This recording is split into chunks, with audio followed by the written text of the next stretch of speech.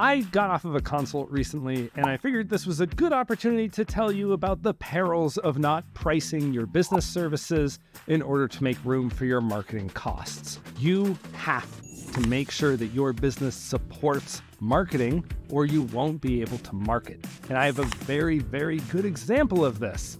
On my consult, I was talking to a company that was super proud of themselves. They were known to be the cheaper option in the market, and they had grown like beyond leaps and bounds of what they expected. And so they were jazzed. And then they said, now we want to talk about how we break into new territory. And I was like, awesome. Well, let's talk about that new territory. Where do you want to go? They're like, okay, we're right here. And we want to get here and here and here and here. I was like, cool. How did you capture this? And they're like, wow, it's all word of mouth. We've never marketed before. And I've heard this many times. Now, they were able to grow to about 3 plumbers all told. This is a plumbing company.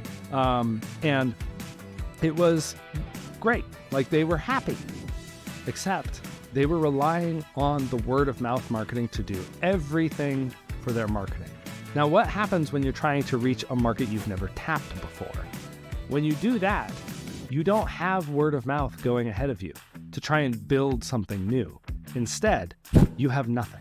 So you have to do things like advertise into that market or do things that increase your awareness in that market if you want to capture that market.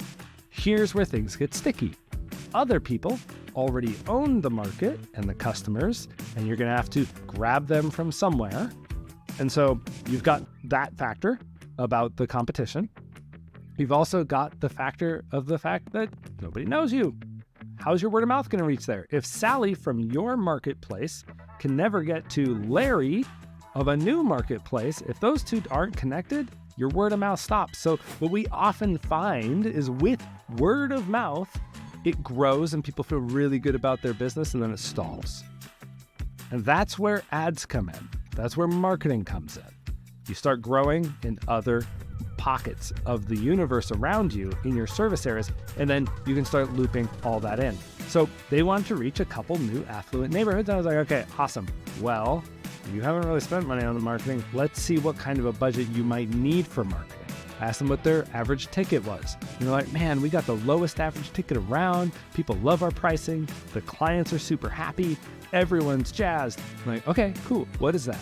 It was like $150 to $300, right? So that's for a service call. When you are trying to break into a new marketplace, let's say you have to pay for the customer, which is how marketing works. It's customer acquisition. You have to pay for them, then you have to hope that that customer, A, is going to stay with you for a long time, which if you're a good business, and I'm sure you are, they will. But B, that they take you up on the offer to actually have you do the work. You're paying to see them, either way, or for them to see you. So basically, I popped into Google Keyword Planner, narrowed down my location to the place that they wanted to break into, and found out that it is anywhere from $50 to $70 a click. So let's just take $50 for easy math. On the high end, they had to generate 6 clicks before they ran out of budget. Now, depending on your conversion rates, maybe they will do it and maybe they won't, but there's not a lot of margin. There's not a lot of room in there for error. And marketing, by its nature, you cast your net this wide and you start losing people at every stage until you get the people who actually buy. Now, some of those other people are going to circle back around and buy later. That's okay. That's great.